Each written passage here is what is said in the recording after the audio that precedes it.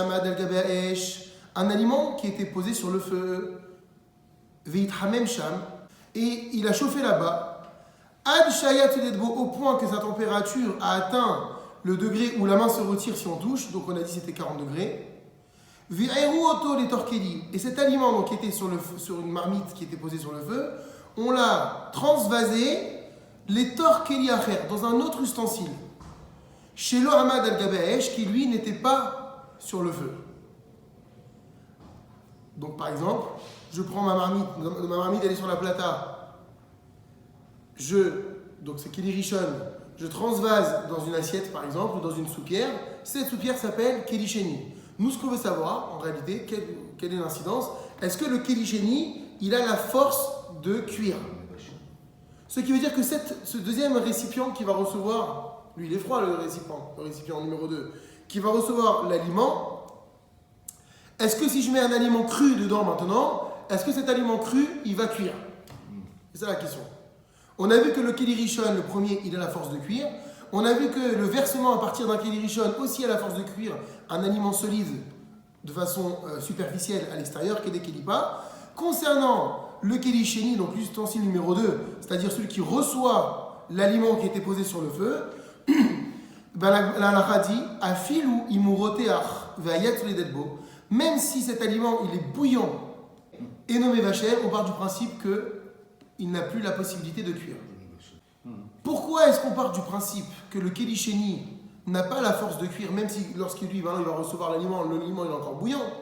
Alors la halakha dit pourquoi? Chez Kevan, chez Nimtsaata, étant donné qu'à présent il se trouve Bichli chez Dafnota Votonim, dans un ustensile dont les parois sont froides, Yitztanen Maher, il va vite refroidir, Velo Yuchal Levachel, et il ne va pas pouvoir avoir la force de cuire. Il n'a pas le temps de cuire puisqu'il va vite refroidir. Velachen, c'est pourquoi Moutar la tête bobé Shabbat, on aura le droit pendant Shabbat de placer un aliment à filou d'avar chez Eshbo Bichoul Kedel Chamemo. Tout aliment qui est susceptible de cuire dans un Keli Rishon ne cuira pas dans un Keli Sheni. Donc je reprends l'exemple. Si sur ma plata j'avais un aliment bouillant, Keli Rishon, ça c'est une évidence que je peux rien mettre dedans. Je peux même pas mettre une épice parce qu'une épice c'est cru. Et donc dans le Keli Rishon on a dit je peux rien mettre, ça va cuire. Et au-delà de 40 degrés ça cuit, donc je peux pas mettre dans le Keli Rishon. Maintenant, si cet aliment qui est dans le Keli Rishon, le Keli premier, je le transvase dans un Keli numéro 2, qui lui n'est pas sur le feu, donc une soupière ou une assiette, est-ce que j'ai le droit de mettre dans ce Keli Sheni, donc dans un ustensile numéro 2, un aliment cru? La Torah dit oui, aucun problème. Pourquoi? Parce que le Keli numéro 2, l'ustensile second, n'a pas la force de cuire parce que les parois sont froides. Il va vite refroidir et pour qu'on arrive à cuisson, il faut un certain laps de temps. Et le Keli numéro 2 n'a pas cette chaleur assez forte, bien que l'aliment en soi, il est bouillant encore, pour faire cuire quelque chose que je rajouterai de cru à l'intérieur. Vezewa Nikra Keli Sheni, c'est ce que l'on appelle donc ustensile second. Alors il y a une parenthèse ici, vous avez vu, Mileva Devarim Shem Kela Bichoul, il y a certains aliments qu'on appelle Kela Bichoul, ce sont des aliments qui vont cuire très très facilement, et cela, même le Keli Sheni, attention, dans certains cas, peut les cuire. Et on verra donc qu'il faudra, on verra un peu plus tard, un Keli Shelishi, un troisième ustensile. Alors on y va. Kala Bichoul, les aliments qui cuisent facilement. Devarim Rakim, les aliments tendres. Chez Yadoua, chez Mitbachelim, Avbichli Sheni, dont on sait qu'ils peuvent même cuire dans un ustensile numéro 2, qui, je rappelle, l'ustensile numéro 2 n'est pas sur la plata, il n'est pas sur le feu.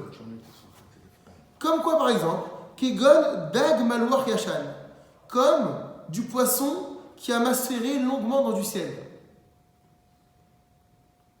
Vekolias aispenim, ou bien du kolias aispenim, c'est quoi? Entre parenthèses, souk shel dag malouar, c'est une sorte de poisson salé, shiurar qui est tendre, veneechal kemo shiuchai, qui se mange presque cru. Et là, chez Notnin, alaf ramin vezeu bichulo, et qu'en réalité, il suffit simplement de les échauder un petit peu pour les faire cuire. L'exemple qui peut être probable, une soupe bouillante, dans un premier Keli Rishon, je peux rien mettre dedans de cru parce que c'est sur la plata ou c'est sur le feu, j'ai pas le droit, ça va cuire. Cette soupe, je la transvase dans une soupière qui est froide. Je peux mettre dedans des choses solides, normales, sans problème. Pourquoi? Parce que le Kilisheni n'a pas la force de cuire. Sauf des choses qui sont fragiles, comme du poisson salé. Donc, est-ce que ce poisson salé, je peux le mettre dans ma soupe alors qu'elle est encore bouillante dans mon Keli numéro 2? Et bien, exceptionnellement là, non. Parce que le poisson salé fait partie de Kala Bichoul. Autre exemple d'aliments qui sont facilement qu'on peut facilement cuire, Vechen Betsa Hayash Tarnegolette, un œuf cru, donc un œuf de poule cru, assour la tête au tam Shabbat, il est interdit de le placer Shabbat, Afilu Bichlisheni, donc même dans un Keli numéro 2, le premier on n'en parle pas, c'est une évidence, Kolzman Shayat Ledetbo, tant que la température du plat, de ce plat numéro 2, est au moins à 40 degrés. Et la lacha, elle va plus loin. Et elle dit va filou les harot alem maïm chamim mikilisheni shayat ledetbo asur. Même verser sur eux de l'eau chaude, mais du keli numéro 2, je n'aurai pas le droit. Ce qui veut dire que si j'ai, par exemple, donc je reprends cet exemple, j'ai un poisson salé ou tout autre aliment extrêmement fragile et extrêmement tendre, je n'aurai même pas le droit de verser du keli numéro 2 directement sur cet aliment cru parce qu'il va cuire tant il est tendre. Effectivement, Shayat Ledetbo sur tant que la température de cet aliment ou de cette eau que je verse est au moins à 40 degrés. Chez Adachatam the Bishulam, car le fait de les échauder, c'est ça qui constitue leur cuisson. Donc on a vu Keli Rishon, ustensile premier, on a vu Eruy Mikeli Rishon versé d'un ustensile premier sur un aliment cru. On a dit que c'était interdit quand même, quand cet aliment il est solide en particulier. On a vu l'ustensile numéro 2, il ne cuit jamais, sauf les Kala Bichoul, sauf les aliments tendres et fragiles. Et même verser d'un Keli Sheni, d'un Keli numéro 2, sur un aliment tendre, c'est interdit car parfois c'est la façon de les cuire. Vechen Sakiote, ainsi donc les sachets de thé, alété, les feuilles de thé, Nachon leachmir shelo litenam le torkos, maim chamim shayat ledet. Il faudra veiller et faire preuve de rigueur, c'est recommandé en tout cas, de ne pas les placer dans un verre d'eau chaude qui a plus de 40 degrés, avshu kilisheni, même s'il s'agit donc ici, dans notre cas, d'un ustensile numéro 2. Donc le kumkum c'est l'ustensile numéro 1, le verre qui va réceptionner l'eau c'est l'ustensile numéro 2, je n'ai pas le droit de mettre le sachet à l'intérieur. Kivan sheyesh omrim, parce qu'il y a certains chachamim qui disent she'aleh hate nershavi mikel avishul, que les feuilles de thé sont considérées comme des aliments qui cuisent très facilement. Donc j'utiliserai un keli shelishi, un keli numéro 3, un ustensile numéro 3. Aval, les harot aleem mayim mikeli sheni mutar. Mais par contre, verser donc sur ces feuilles de thé à partir du keli sheni, c'est permis. Un exemple, j'ai mon kumkum, keli numéro 1, ustensile numéro 1. Ensuite, je prends mon verre, keli numéro 2, je le remplis d'eau. Et bien, dans mon verre numéro 3, si le sachet est déjà à l'intérieur, j'ai le droit de verser directement du numéro 2 dans le numéro 3. Il n'y a pas de problème. Aval, shar, advari, mais tous les autres aliments, mutar, litenam, bichlisheni, donc qui sont crus bien sûr, il est permis de les mettre dans un keli numéro 2, il n'y a aucun problème, comme on l'a dit dans la lacha d'avant, parce que le keli sheni, il n'a pas la force de cuire les aliments classiques. V'lachen, c'est pourquoi mutar liten mashke tsonem letor keli sheni, shieshbo maim chamim, shayat soledet baem.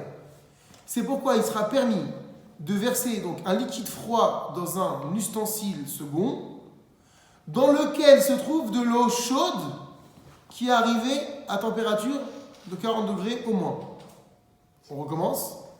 C'est pourquoi il sera permis de verser un liquide froid dans un ustensile second et que cet ustensile second, il contient de l'eau chaude qui a plus de 40 degrés. Vechen, et ainsi, la tête betsalim, il sera permis donc de jeter des oignons, les tormarag dans une soupe, ram qui est chaude elle-même, shayat sodetbo, même à plus de 40 degrés, anitza bichlesheni, quand cette soupe elle se trouve dans le keli second, parce que, encore une fois, le keli sheni ne cuit pas les aliments classiques.